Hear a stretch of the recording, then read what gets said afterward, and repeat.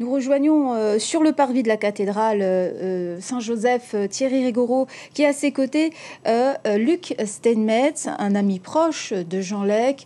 Thierry, c'est à vous. Oui, et ça permet de rebondir sur les propos de Christiane Terrier, les valeurs sociales, l'humanisme de Jean Lec. Merci Luc Steinmetz d'avoir accepté notre invitation. Vous êtes très proche de Jean Lec et de sa famille. Sa foi chrétienne, il en parlait peu, c'était très discret, ça restait dans son domaine de l'intime. Mais j'ai en revanche une question à vous poser quand on voit tous les témoignages des uns et des autres. Comment arrivait-il à concilier son rôle politique, à prendre des décisions parfois froides, sèches, avec sa foi chrétienne personnelle? Est-ce que c'était compliqué pour lui? Absolument pas, parce qu'il a toujours lié les deux. Vous savez, dans l'Église, on considère qu'un homme catholique ou chrétien qui s'engage en politique, eh ben, doit, tout en respectant la laïcité de l'État, etc., il doit en même temps s'efforcer de prendre des mesures ou bien de participer aux discussions qui vont dans le sens de ce qu'on appelle la doctrine sociale de l'Église, c'est-à-dire la recherche du bien commun. Et par conséquent, il n'y avait absolument pas de contradiction entre la foi chrétienne et puis l'activité politique de Jean. Et d'ailleurs, il était absolument dans la ligne d'un pape qu'il aimait beaucoup, le pape Paul VI, qui en 1967 avait fait une encyclique Popularum Progressio, dans laquelle il définissait justement le rôle du chrétien dans la société et dans la vie politique. Et Jean Lec était absolument dans cette ligne.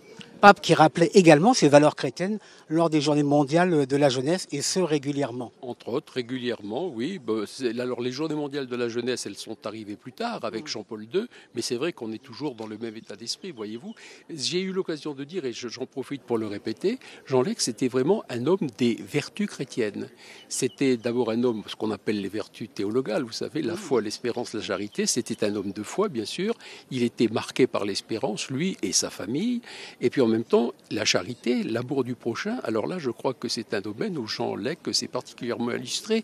Et puis, les quatre vertus qu'on appelle cardinales, on se demande même, enfin, je ne vais pas dire qu'elles ont été créées pour Jean Lec, mais enfin, il se les a appliquées parce que c'était un homme de courage, courage politique en particulier.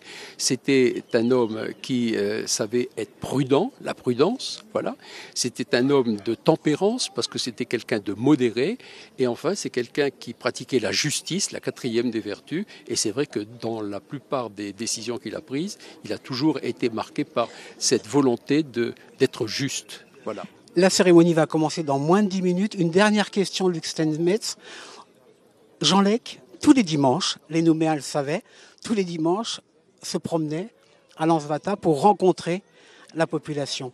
C'était vital pour lui, ce contact permanent avec les gens, discuter avec la population? Oui, bien sûr. Et puis, voyez-vous, c'est quelqu'un qui considérait que la démocratie, c'est le gouvernement du peuple. Et quand on est au pouvoir, on ne peut pas être séparé du peuple. Il n'avait pas peur du peuple. Il baignait dans le peuple, que ce soit le peuple de Nouméa ou de Brousse. Il était très connu en Brousse aussi, en particulier parce qu'il aimait le cheval. Voyez-vous, on a dit qu'avec sa décoration du pape, le commandeur de l'ordre de Saint-Grégoire-le-Grand, il aurait pu rentrer à cheval dans les églises. Bon, évidemment, c'est une image, mais il ne faut pas oublier que c'est aussi un homme du cheval et que de ce fait, la Brousse le connaissait et le vénérait dans un certain sens. Merci beaucoup Luc Steinmetz d'avoir témoigné avec nous. La cérémonie va commencer dans un peu moins de 5 minutes. Je vous retrouve éventuellement en conclusion juste avant cet hommage militaire avec le directeur de l'Office national des anciens combattants.